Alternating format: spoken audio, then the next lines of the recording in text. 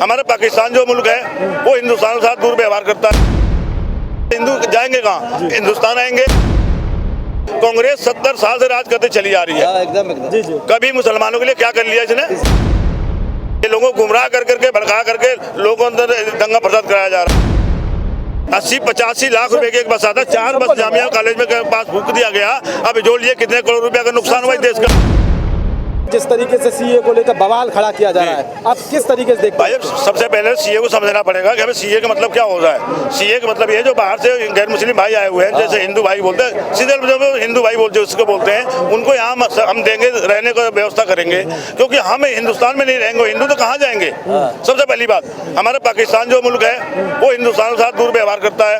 बांग्लादेश है वो हिंदुओं के साथ दुर्व्यवहार करता है। पाकिस्तान है वो हिंदुओं के साथ दुर्व्यवहार करता है। जब हम दुर्व्यवहार करेंगे तो हिंदू जाएंगे कहाँ? हिंदुस्तान आएंगे। तो हिंदुस्तान की सरकार कोई ऐसी सरकार आई है जो हिंदू को अपने साथ रखना चाहती है। और हिंदू क्यों, हर मुस्लिम धर्म, ये हिंदू सिख ईसाई जितने लोग मजहब हैं, सब लोग यहाँ हिंदुस्तान में अंदर रह रहे हैं और अमन शांति से रह रहे हैं। कोई दिक्कत तो है नहीं कहीं से कहीं तक। फिर भड़का कौन रहा है इस पूरी राजनीति? भाई जब भड़काने को अपनी राजनीतिक रोटियां सेक रहे हैं तो राजनीतिक रोटियां सेकने से हमें क्या मतलब है? राजनीतिक रोटियां सेकते रहो, हमें नहीं भड़क। आप क्या संदेश देंगे जो लोग? हम अपने देशवासियों से यही कहना चाहते हैं, भैया सब एक साथ और एक मजबूती के साथ रहो। कोई किसी के बहकाव मत आए, कोई किसी के साथ विपक्ष में, जैसे विपक्ष वाले भड़का रहे हैं, हम ये नहीं कह रहे हैं हम मोदी जी के सपोर्ट में आए हैं तो हम इसलिए कह रहे हैं। हम एक हिंदुस्तान नागरिक होने के नाते कह रहे हैं इस बात को कि कभी भी किसी के बहकाव मत आओ। बहकाव में आओगे अपने घर में आग लगाओगे, अपना घर जलाओगे, तमाशा दूसरा देखेगा। ये हमारे यही खूबसूरती है इस देश का। हिंदू मुस्लिम सिख ईसाई आपस में सब भाई भाई। तो इस मुद्दे, इस बिल में कहीं दंगा फसाद की तो बात नहीं, फिर भी क्यों लोग मतलब इतने उग्र हो रहे हैं? अरे भाई इनके उल्टा सीधा पढ़ाया जा रहा है, उनको पढ़ाया जा रहा है कि आप जो है मुस्लिम हो, आपका हिंदुस्तान का नागरिकता छीन ली जाएगी। ऐसे कुछ नहीं है। मैं आपको अपनी बात पर्सनली बता दूं कि मैं अशोकनगर रहता हूं, यहाँ रोहतास नगर विधानसभा में, वहाँ टोटल आबादी गैर मुस्लिम भाइयों का है। यानी गैर मुस्लिम का मतलब हिंदू भाइयों की है। हमारे 10-12 घर मुसलमानों की है। आज तक कोई भी बंदा किसी प्रकार का आवाज नहीं निकाला, तो हमें कोई परेशानी नहीं है। आज 20-22 साल से हम वहाँ रह रहे हैं, कोई दिक्कत ही नहीं है। ये तो अफवाही बनाई जा रही है कि मुसलमानों को भगाया जा रहा है, मुसलमानों को मारा जाएगा, मुसलमानों को, लेकिन ऐसा कुछ भी नहीं है। कांग्रेस इतने साल, मैं मेन बात बताना चाह रहा हूँ, कांग्रेस 70 साल से राज करते चली आ रही है। एकदम कभी मुसलमानों के लिए क्या कर लिया इसने? ये आज मोदी भाई जो ऐलान कर रहे हैं, यहाँ से खड़ा होकर हमारे देश के प्रधानमंत्री ऐलान कर रहे हैं 40 लाख लोगों को फायदा पहुंचेगा, तो उसमें हम भी तो हैं।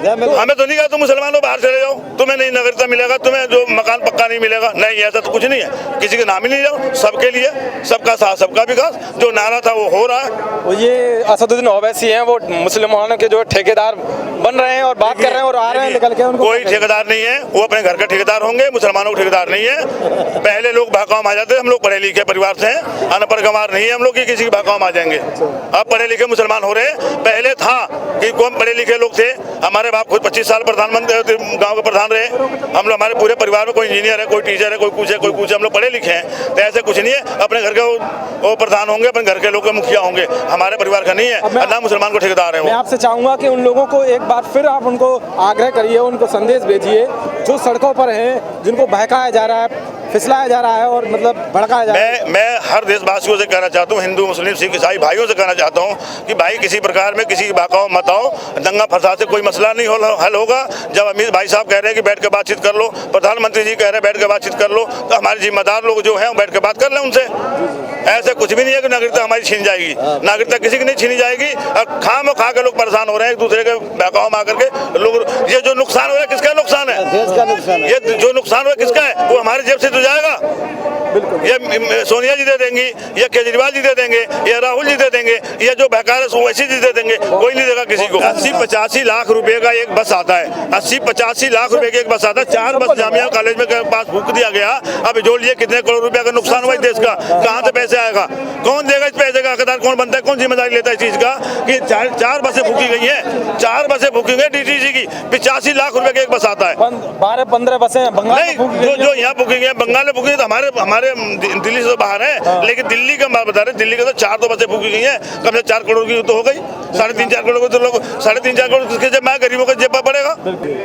तो दूसरी तरफ ये भी है कि विपक्ष, अभी मैं बात करूं, सोनिया गांधी कांग्रेस के अध्यक्ष हैं, लेकिन विपक्ष नाते विपक्ष को सकारात्मक रवैया रख करके देश को समझाना चाहिए, सड़कों पर उतर रहे हैं लोगों को समझाना चाहिए कि अपना प्रोटेस्ट, कह सकते हैं प्रदर्शन हर किसी का वो है, अपना राइट है कि भाई वो सड़कों पर उतरे, अपनी बात रखे, लेकिन बात ये है कि इसमें ऐसी कोई बात नहीं है कि जो है मुसलमानों की नागरिकता चली जाएगी। इसमें केवल जो बाहर से हिंदू, बौद्ध, सिख, जैन, पारसी और जो सिख हैं उन लोगों को नागरिकता दी जाएगी, शरणार्थी के तौर पर जो आए हैं। लेकिन फिर भी सोनिया गांधी ने अभी हाल ही में संबोधन किया और उन्होंने कहा कि लोगों के जो अधिकार है वो छीने जा रहे हैं, और जैसे नोटबंदी की लाइन में लोगों को लगाया था, इस तरीके से अब मोदी सरकार नोटबंदी की लाइन में लगाने वाली है, एनआरसी लागू करने वाली है, और मतलब इस तरीके से भड़काऊ की बात सामने आ रही है। भाई जब मोदी जी कह रहे हैं कि किसी भी हिंदुस्तान नागरिक को परेशान होने की जरूरत नहीं है, किसी को परेशान होने की जरूरत नहीं है, अमित शाह जी कह रहे हैं किसी को परेशान होने की जरूरत नहीं है, तो इसमें परेशानी क्या है, मतलब झूठ थोड़ी बोल रहे हैं, ये इतनी बड़ी जिम्मेदारी पद पर बैठे हुए हैं, ये झूठ बोलेंगे?